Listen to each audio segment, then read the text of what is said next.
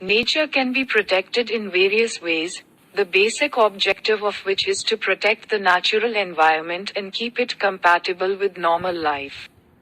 Maintaining protected areas such as national parks, wildlife sanctuaries and nature reserves helps protect ecosystems, biodiversity and endangered species. All these areas provide a safe environment for plants, animals and their habitats and shelters. Raising awareness of the importance of nature conservation and environmental issues is important in motivating people to take action.